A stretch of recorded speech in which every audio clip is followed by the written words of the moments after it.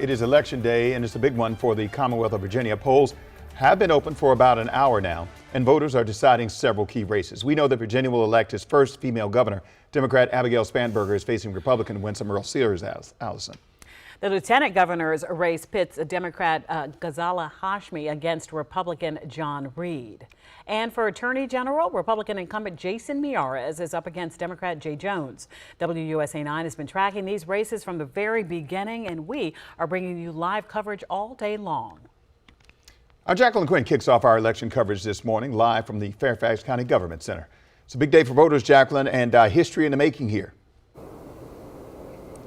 That's right, with the governor's race, and a lot of people are watching that because Virginia is seen as sort of a bellwether state for the future midterm elections in 2026. But let's talk about turnout. That's why we have Sean Stewart here with the Fairfax County Elections Office. And so tell me about today. You know, we've had our polls open for an hour. What's turnout like so far?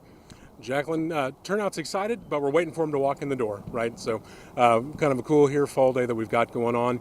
We had over 193,000 voters in Fairfax County that have already voted early today, or getting ready for this election today.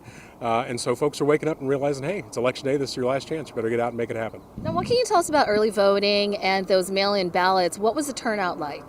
Yeah, so we look pretty good. I think overall we're just over 23% for county registered voters that voted early with us.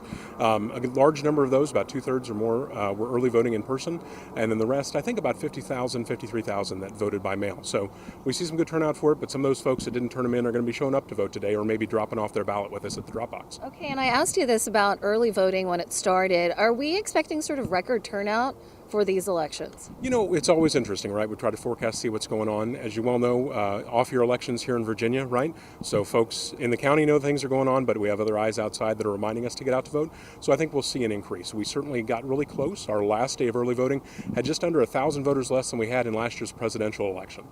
Are we having any issues, from early voting until now? Any concerns about registration or anything like that? And if people are concerned, what should they know? Great question. On our end, we have great staff, we have great election officers, we have people in place to help out voters with any concerns that they might have. The key thing today is to remember that the polls are open until 7 o'clock.